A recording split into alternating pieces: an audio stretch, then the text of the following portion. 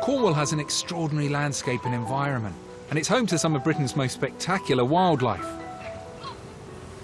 Well, this is a real treat. I'm heading out to look for a really iconic creature just off the coast.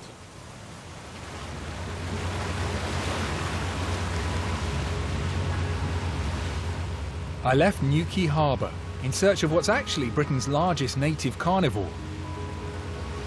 My guide was Sue Sayer, a world expert on these Cornish locals.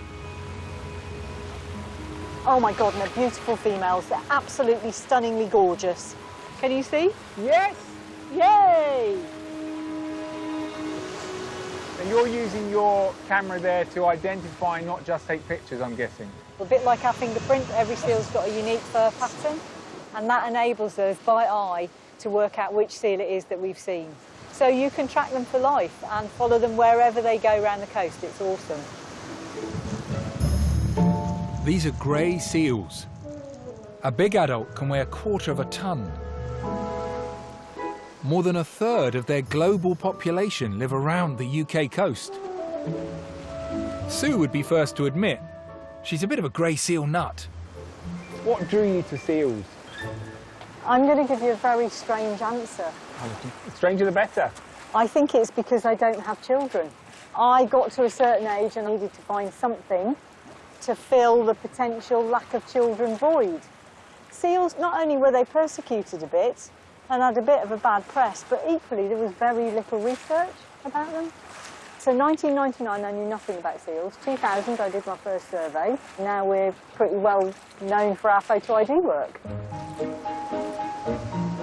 When Sue began her pioneering research, we knew much less about grey seals.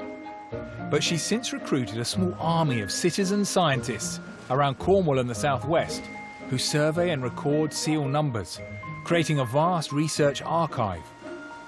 Together, the Cornwall Seal Group Research Trust study, protect and rescue these magnificent creatures. I feel slightly ashamed, actually, that I hadn't known just how important the British colony of grey seals actually is.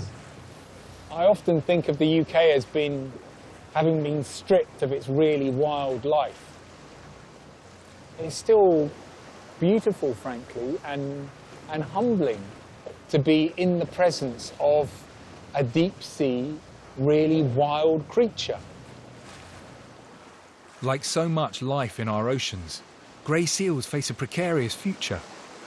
Even being disturbed by well-meaning tourists can be a problem. Sue wants us all to keep a healthy distance. They're too close, really. She's surrounded, isn't she? She's got people on both sides. These animals are coming out of the water so that they can rest, and also digesting their food that they've eaten. Of course, if she doesn't get fat enough through feeding and then resting properly to digest that food, she won't put on enough weight. And if she doesn't have enough fat reserves to feed her pup won't make it. So the key thing about disturbance in the summer is we affect pregnant females, and we don't see the impact of that until 6 months down the line. What is the biggest threat to seals?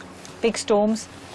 You know, we've had a lot of extreme weather events recently. More extreme weather events, much more extreme weather. Yes. We get storm surges that wash pups away from their mothers. And once a pup's separated from its mother, that's it. It's curtains, really. Groundswells are really bad because what they do is they destroy fishing gear. So they pull it off its moorings and it becomes lost fishing gear. And that's a big issue for all sorts of creatures.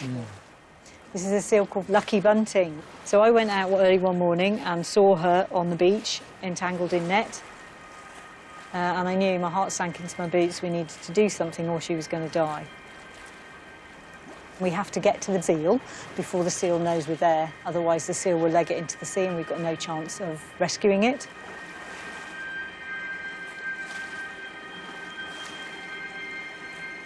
And she had an absolutely dreadful wound. I was really shocked at the wound, and I felt her pain. God, you can see. Yes. You saw a little bit of the Yes. wound then. Yes. Red, raw. And all I could say during the entire rescue was, God, this smells. It just smelt so awful. Of rotting Yes, flesh. rotting flesh, yes. Her Rotting flesh. Yes, yes, it was just dreadful. So we cut the net off, and then she gets a barrier spray to help reduce the likelihood of infection. So she was off. I mean, she was in no doubt at all that she wanted to get off back to the sea. And there was us, you know, jubilant that we cut the net off her. And then this was sent to us by a volunteer, and this is Bunting here, and this is a male being very protective of her. So we think she's possibly about to have her pup, and he is clearly telling Harry, the diver, to back off. This is my girl. Yeah.